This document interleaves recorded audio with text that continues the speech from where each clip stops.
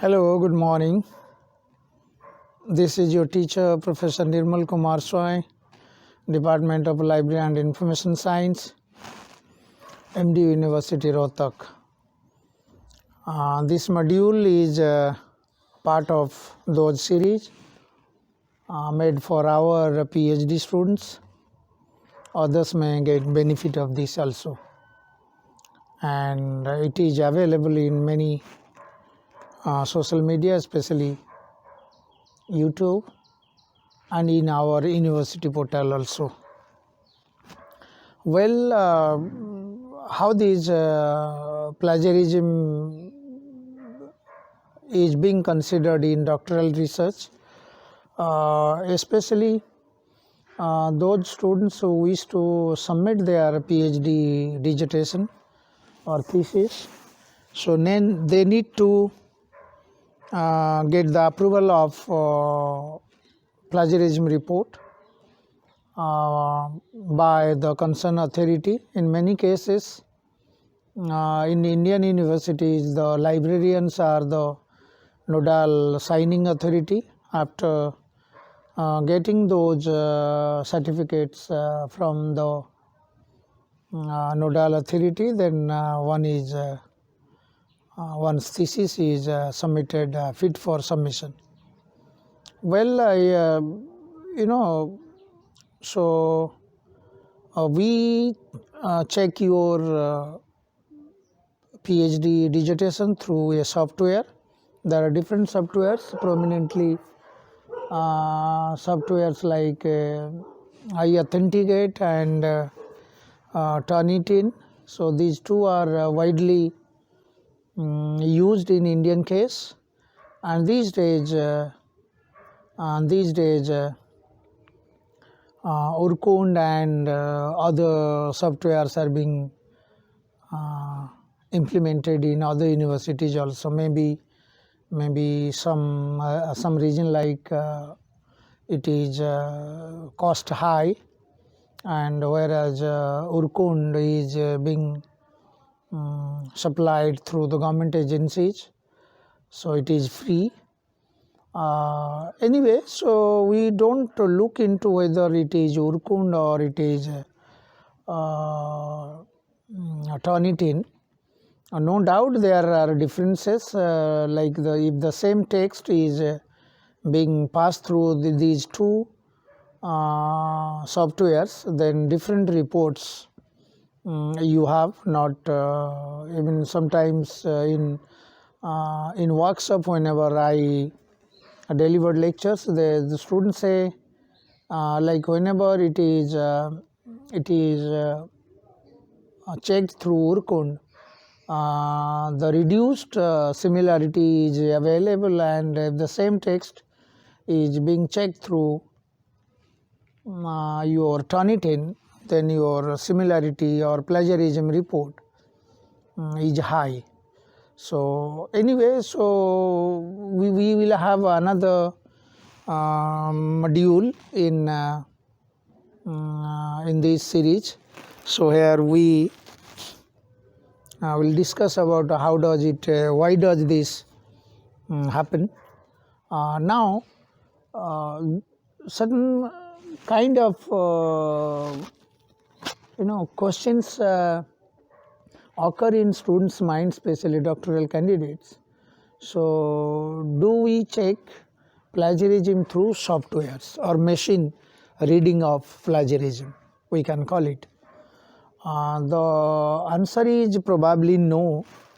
Plagiarism, checking plagiarism or is an intellectual act. It's an intellectual human act. It is a human being or it is experts. It is your can only detect whether something is being plagiarized or not. And there are variations, degree of plagiarism also. But now two things are there. At the same time, we encourage our researchers are being should be promoted and encouraged more number of doctoral students so that it will help in nation's development. At the same time, suppose we check it, or we demotivated them, then probably nobody would come forward for this doing doctoral research. The certain there are ironies before us, especially in Indian context.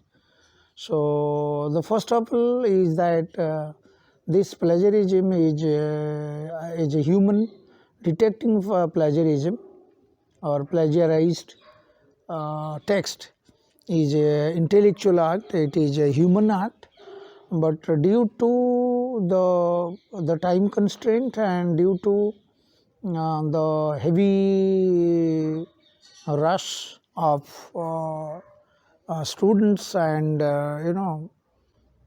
so we don't able to do that. The human detection of when the teachers or the expert detect plagiarized kind of things in one's digitation. So that's why we take the help of machine. Machine here is your software. So software detects the similarity. Okay, similarity, like what is that similarity?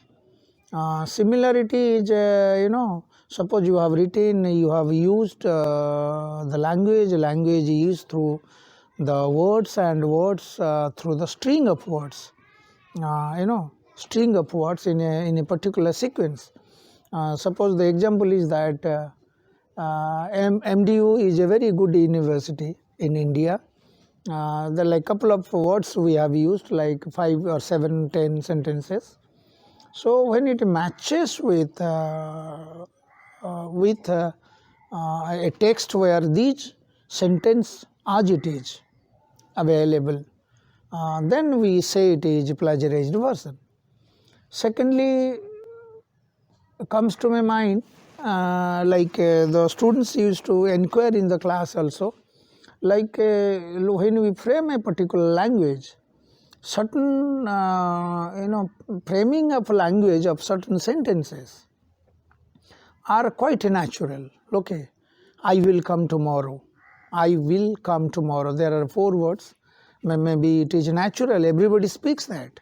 Suppose I write somewhere in my PhD thesis or in my research paper, obviously it matches with others. This issue is there, which machine probably machine is blind in a way. The way we set the algorithm, the machine reads that. So this issue is also there in the debate, and we were trying to avoid those. Here it is 4 words in a sentence, and sometimes it may so happen longer sentences also matches. Naturally, whenever we speak naturally, though it is there, but to some extent the linguists say, will it really be possible to speak a particular issue in n number of, or in a multiple ways, in hundreds of thousands ways or thousands of millions ways, so that one doesn't match one's narrative to explain something, doesn't match with others. It's a high order discussion among the linguists, considering it doesn't match. So that's why whatever you write, it should not match with others. So in that context, those universities implement, even UGC says, considering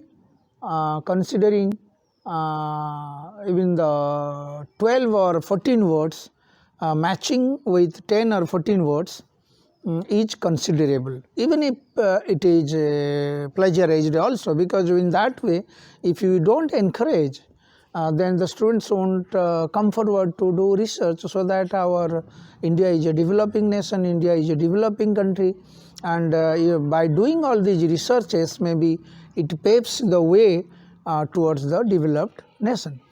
So that's why in certain softwares, like we predefined, we set, although it differs from one university to another, So like to check similarity check, so you set the words like 14 words together, 12 words together, 10 words together, so is allowable, is allowed, even if it matches, then it is the software say it doesn't come under the purview of your similarity check.